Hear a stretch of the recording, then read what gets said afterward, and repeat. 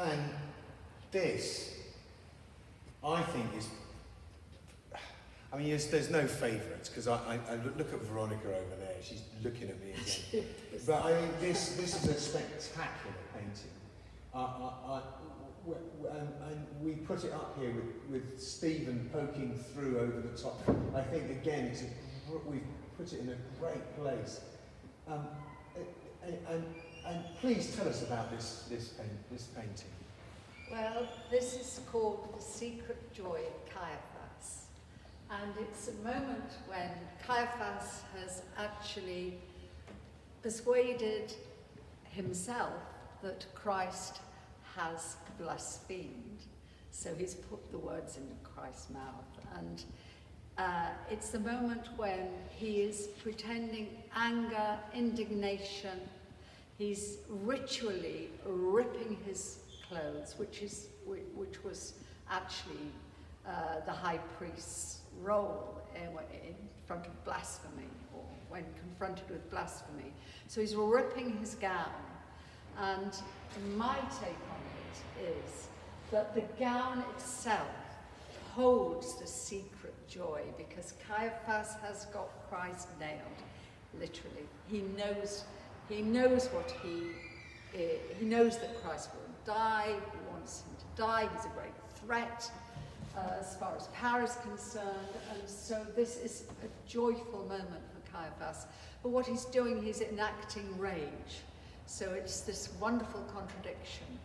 And I've used, on this painting, I've used wax surfaces, which are quite luxurious, quite thick, quite flowing, and they move up to the more descriptive folds of the gown, taking your eye up to that moment, the moment where the hands rip the cloth apart.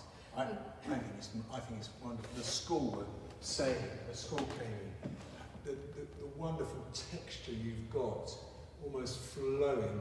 And if you look at it really closely, you can almost see the fabric, the strands of the fabric that have actually ripped apart. It's quite extraordinary. But of course, he's pleased because he's got Jesus, isn't he? Like you said, I mean, there's an element of joy as well. Totally, it's rising up in him. And I think it works very well set against the geometry of something which has an implication of the cross. It implies that the cross is already here, and if you look very closely into the cloud at the top, almost hidden are the feet of Christ. So, but they're not very obvious, because I didn't want it to be too surreal as such, or too illustrative.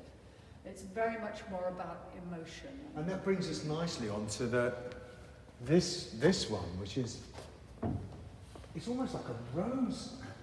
Tell us about, what's this painting called? What have you named this? This one is My God, My God. So it's Christ's words of surrender, really. And I thought of it as surrender.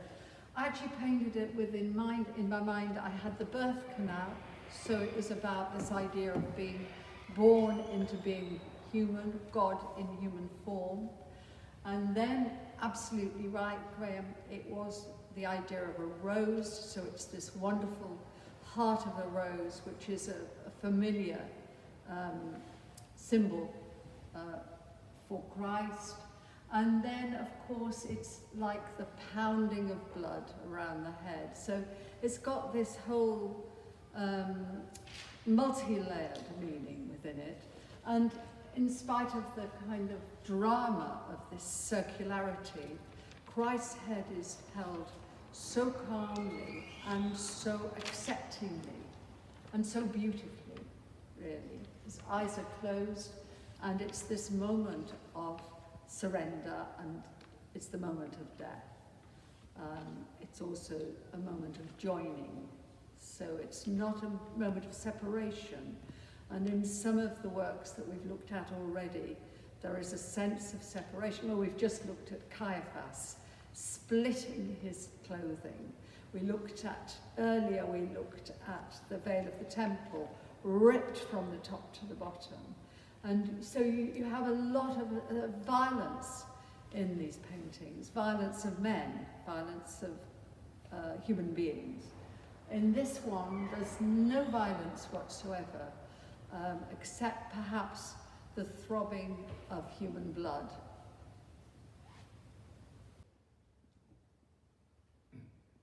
O sacred head so wounded, defiled and put to scorn, O kingly head surrounded with mocking crown of thorn, what